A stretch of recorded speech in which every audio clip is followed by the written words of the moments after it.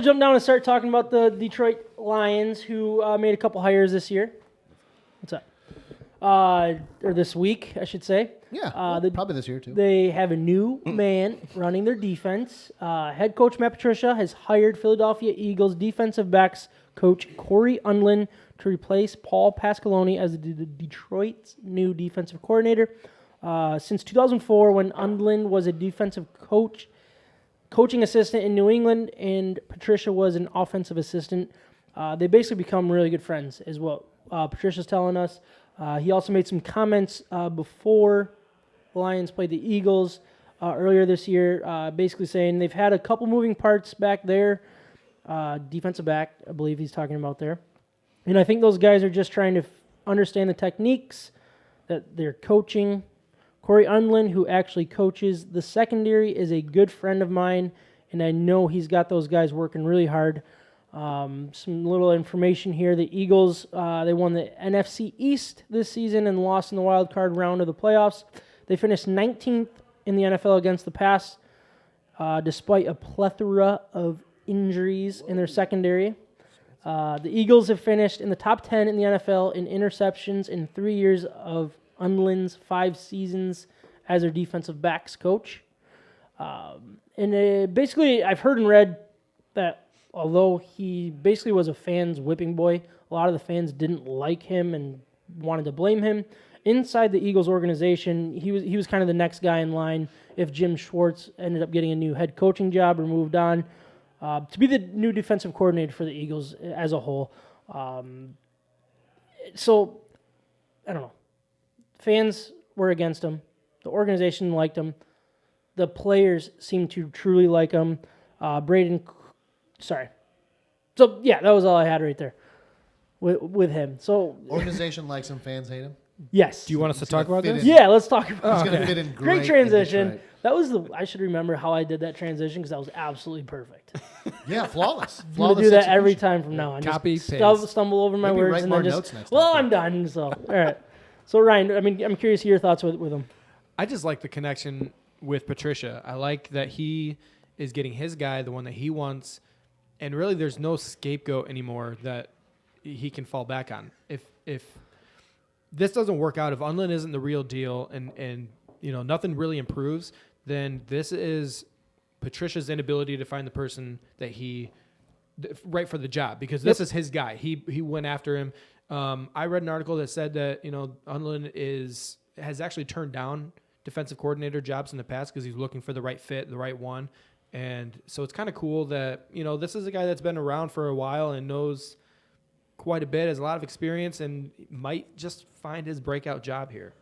Yeah, I think I like the fact that he's his friend, and I feel like a lot of fans are against that. They're like, "Oh, here's Patricia again, signing another one of his friends," But he trusts him though, right? He trusts him. That's what it's all about when you're hiring somebody in this type of world of the NFL. It's like you find someone that you trust to listen to you, and then also someone that you trust to push back when you absolutely need it. Just because they're good friends doesn't mean they get along and they have the same vision and they're not going to push each other to be better. So I feel like people look at that the complete wrong way.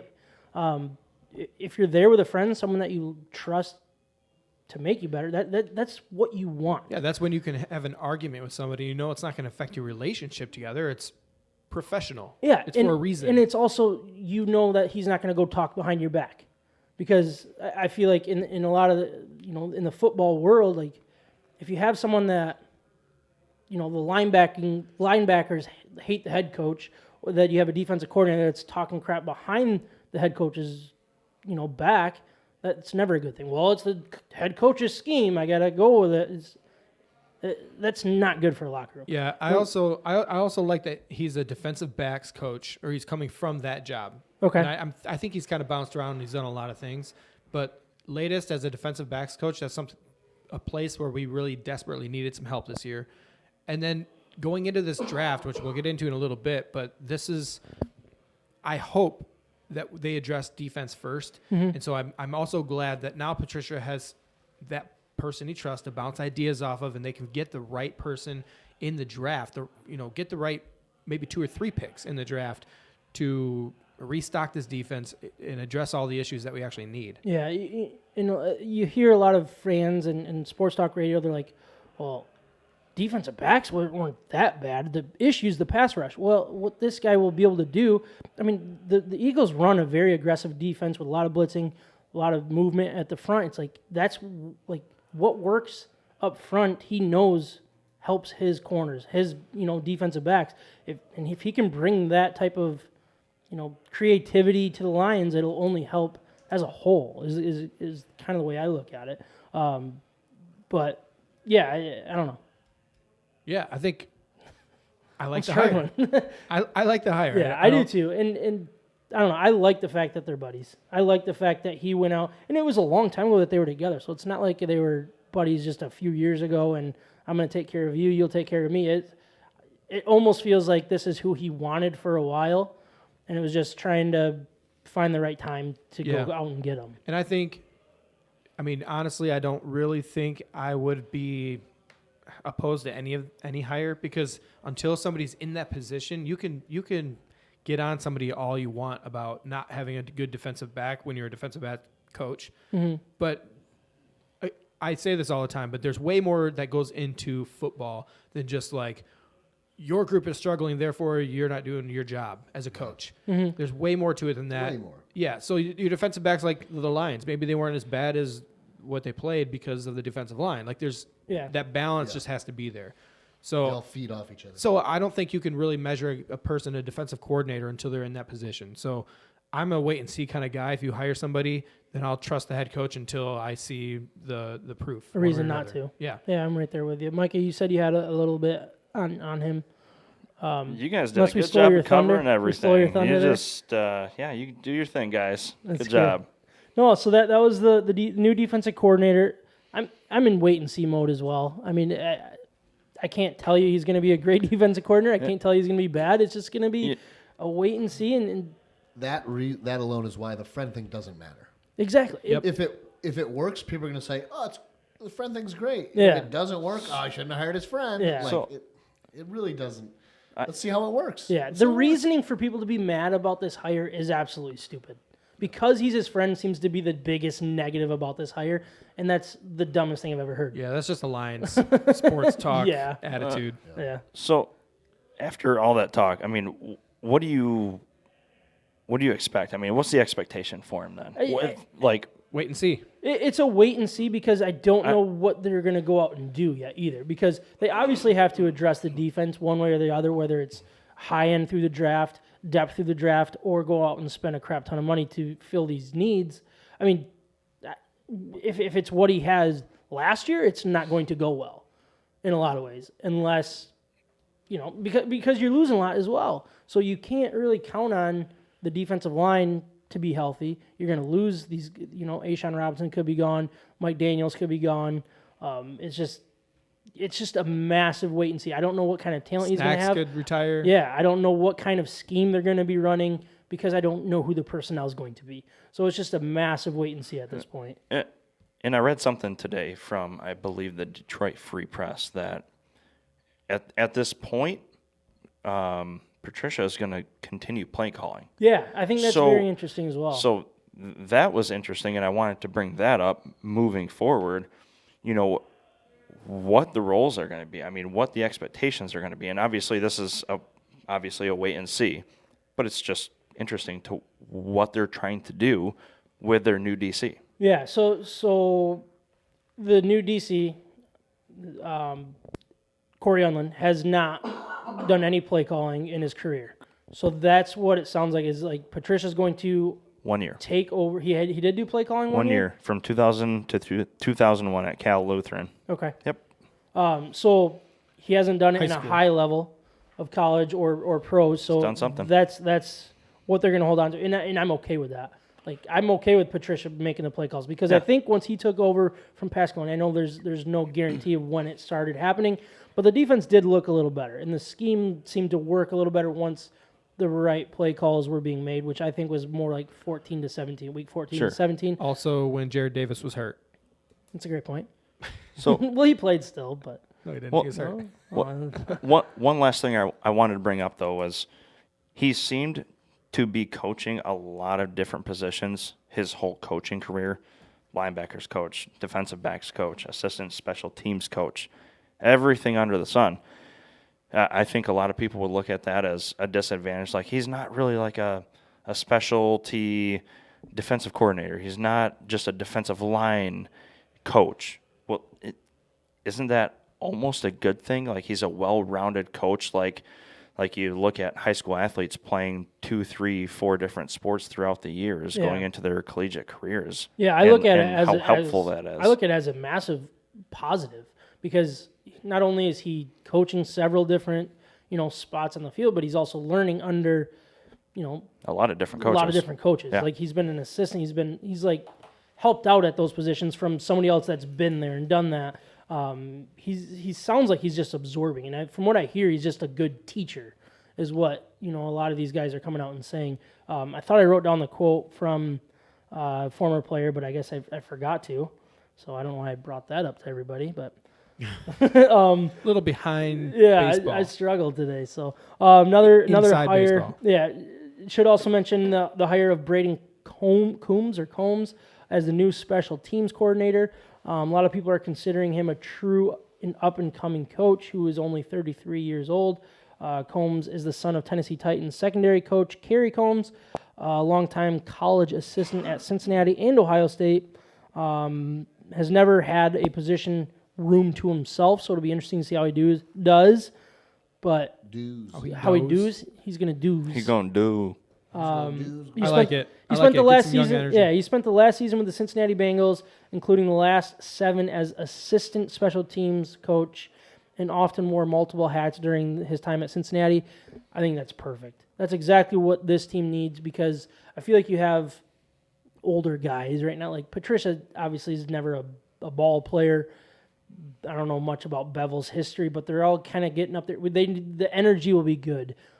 Because a lot of these special teams guys are also defensive guys, and they're playing multiple positions, but if they can get that energy, excitement from that side of the coaching, I think that's a good thing. So I'm assuming nobody's really truly an expert on this Combs guy, so we can kind of move on from that, but I'm Oh, offended. come on. We're experts. we're experts on it. So Yeah, he's good. He's good. all right, so we're going to jump into a little mock draft game. Kyle, can you strike up the music for our mock draft game? Boom. There we go. All right, so this is going to be a new thing that we do here and there as we leading up to the draft. Just as things change, as players skyrocket up draft boards and Lions fill needs, we're just going to kind of keep this going. So I love it. I'm excited for this. So what I did was I looked up a mock draft. Henry McKenna for the win, which is a USA Today commodity. Came out with his first mock draft. So I'm going to go with the first 2 picks here. Wait, you're going to say them? I'm going to say the first 2 picks. All right. Don't quit. Don't mess with my Well, head it's right just now. been tough. He's you gonna know? try. All right, so the first 2 picks I'm going to read, and that's going to leave who's left on the board for the Lions to pick. We're all going to go around and make that pick for us. So I'll start with the Cincinnati Bengals, who is going to select Joe Burrow, quarterback out of LSU. Number 2, we'll jump down to the Washington Redskins. I thought we were doing that music. That's when you make the pick. Got it. The Washington Redskins, they take organized. Chase Young, who's an edge rusher out of Ohio Ah. State. Chase Young. All right, so the Lions are on the clock here. You have guys like Derek Brown, Jeffrey Okudah, Isaiah Simmons, Jerry Jeudy, and quarterback Tua Tagovailoa. I nailed it. Nailed it. Killed it. So we'll start with Ryan. You got a bunch of names there. Who are you going to go with for the Detroit Lions pick? I think. Oh, I guess wait the a second. pick's in. better- The pick is The in. pick is in already? About to start saying it. It's Oh. time to. You asked who it was. It's All right, time so to the go. pick is All right, in. the pick is in. I'm taking. Wait, I don't understand. Is it in or not? It's in. Just do what you want to do. Jeffrey Okudah. Jeffrey Okudah. Why? That's where I was going to get into a little explanation here. So I think you have to go defense. So the 3 guys on the board, Derek Brown, Jeffrey Okudah, and Isaiah Simmons, are all really good prospects that would really help this team. I'm looking at it from the perspective of the rich get richer. And I don't think that's necessarily the case with the Lions, but if you're the best team in football, if you're the 49ers, they're linked to looking at another tight end because they want, if Kittle ends up getting hurt, they want to fill that position. That's the way I'm looking at this with the Lions. If they have a cornerback issue or if they have an injury that happens, then you can have an elite guy step in and maybe have that year or 2 years of Jeffrey Okudah and Darius Slay playing together at the same time, locking that position down, and then with free agency or other draft picks, then you can go address in mass kind of overhaul your defensive line. Cool. The other guy that's tough, though, is Isaiah Simmons. He is a monster. He is Linebacker. Oh, he is awesome. And he's fast, and he has a knack for getting to the guy, but also tackling him. A lot of those guys are such good athletes, they can get to the place they want to go, but then they never bring the guy down. This guy just finishes every single tackle. Nice. All right, so Cincinnati takes Joe Burrow. Washington takes Chase Young. Micah, who are you taking for the Lions, and what is your reason behind it? Derek Brown from Auburn. No, you're supposed to say the pick is in. Say the pick is in. Say the pick is The in. pick is in. You two are wrong on this one. The first thing the commissioner does when he walks up there is says the name. Well, Not- but they he do the doesn't talk sound. about They it. do the sound when the pick is in. You're off. Now he goes. All right, now you go. All right, I like it. Go ahead. And the pick is in. With the third pick of the NFL draft, the Detroit Lions select Derek Brown out of Auburn. He's a defensive lineman. Absolutely. He's a defensive tackle. A beast. He is a Defensive beast. tackle. Boy, we killed this pick. That was great. They take Derek Brown because I think the defensive line is a bit more vulnerable than the back end. You got Justin Coleman back there. You got Darius Slay back there. With Snacks, he seems to be either in or out. Who knows? So you put Derek Brown up there. You play him just on a rotational type of play. Maybe he takes over for Snacks towards the end of the season, or if he ever gets hurt. Regardless, I think that's a good pick to go with. I mean, you spent money on Justin Coleman.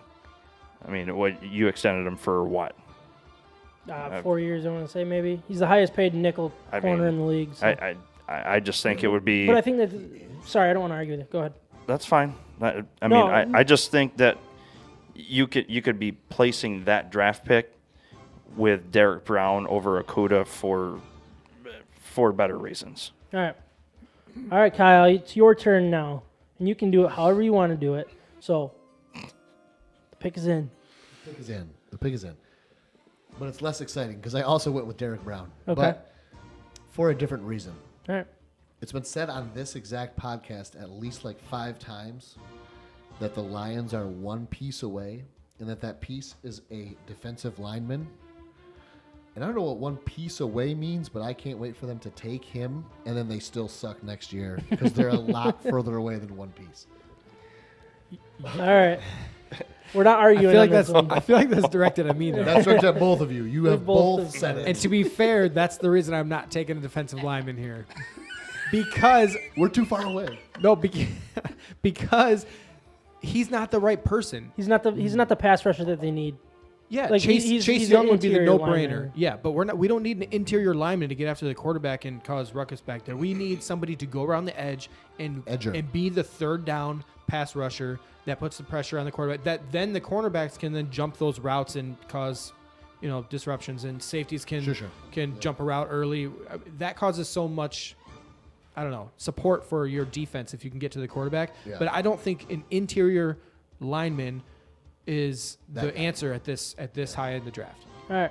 So, again, this is Henry McKenna's for the win, which is a USA Today commodity. This is his first mock draft. He took Cincinnati Bengals, Joe Burrow, for Washington Redskins, Chase Young, and the pick is in for the Detroit Lions. With the third overall pick, the Detroit Lions select Jedrick Willis Jr., offensive tackle out of Alabama.